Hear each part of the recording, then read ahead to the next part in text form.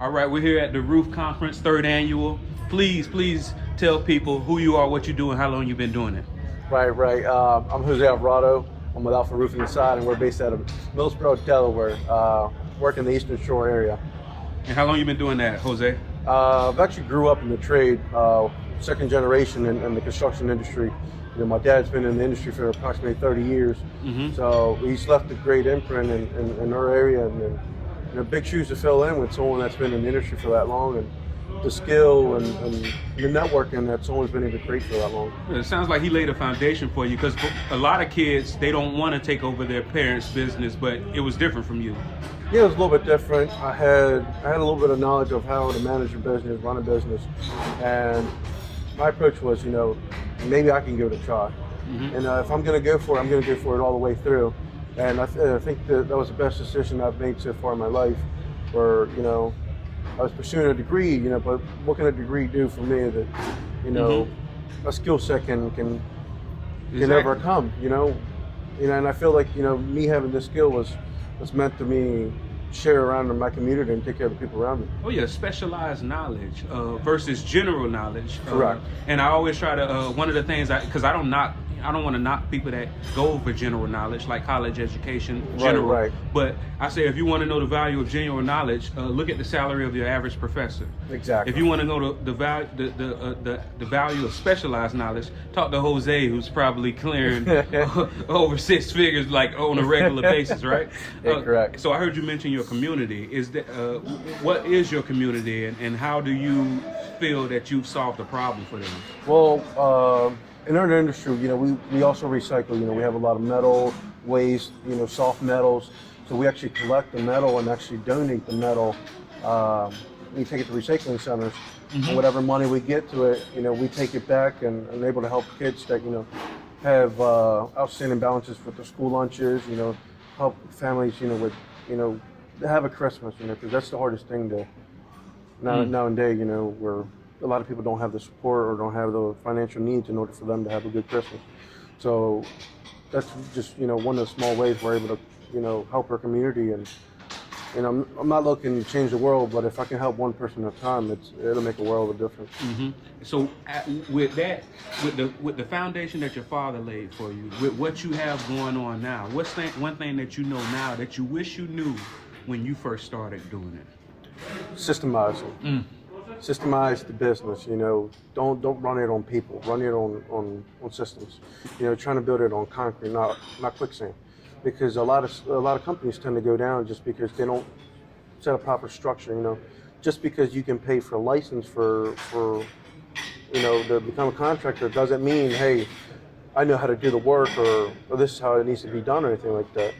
So the difference is, you know, being able to create, you know, a good business where you actually not only know the work, but it can actually, you know, inform people why you're doing the work. Can you give me an example of a good system that your company has in place that you probably notice not everybody does? Or organization from a CRM program. Okay. The way we run it, you know, the way we handle our insurance claims too. You know, it's just the process we follow through. It's just, even if I'm not here, I mean, I'm in Florida right now, and the business is continuing operating at home, and we're pushing 3 houses a day. I mean, it's that's because it's a system. Yeah, it makes it automatic. Exactly. For example, for a human, your breathing is on a system. Your heartbeat is on a system. You don't have to think about it. Correct. Let it work by itself. Absolutely. But walking is a chore. That's something that you manually have to do. It's not on a system. Correct. And I think that's kind of comparable to what you're saying. Either you work in a system, or you walking everywhere. Right. Or you can just get in a car where you crank it up and that vehicle system runs for you. Correct. And then that's how it is, you know, where a lot of people base their business on people. And you don't know what's going to happen tomorrow. You don't know if that person will be there with you to continue working for you. I know a couple companies that, you know, they work heavily on the people that they have. The minute one of those individuals leave, their business crumbles because no one else knows how to fulfill that spot, doesn't have the knowledge on how to follow through, doesn't have the correct skill sets. And that's what makes it hard for certain businesses. And that's why a lot of them fail within the first 5 years, because they don't systemize. Exactly. Most of them, yeah. I think the numbers are 90%. Well, 90% of them. That's Yeah. crazy, right? Yeah, I know. So, are there public adjusters in your area? There's a couple public adjusters in the area. Mm-hmm. You know, And I know prior to us starting to talk, you mentioned that they're there, but sometimes it might not seem as if they're knowledgeable enough and pull their weight.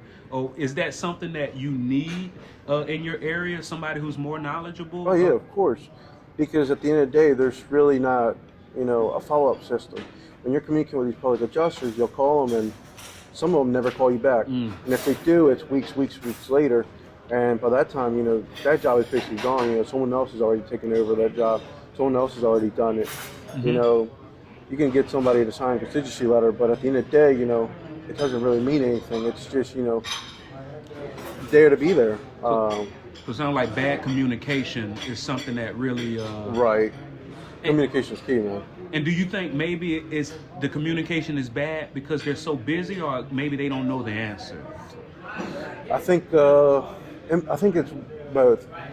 One is they overfill the pipeline. They're always trying to take more than what they can show, and sometimes they don't follow up with those older ones, and they just put more and put more into my system, but they don't think about, hey, maybe if I clear these out, these people continue coming to me, creating that relationship with these contractors, because we need you more than once. It's not, hey, grab this deal for us, help us follow the process, and be out. This is a continuous business. This is a business of repeat. Oh yeah, repeat relationships, repeat interactions, repeat engagements. Correct. Do you come to a lot of these types of conferences? We do. We were actually at the expo in Las Vegas this year. Great time. Wonderful people that I've met. Networking. I mean, the atmosphere is ridiculous. I mean, it's like it's hard to compare it to anything else in this industry. Well, I'm gonna be the first to let you know about a conference that's coming up on the second annual footing. It's Policyholders Preservation Association of America.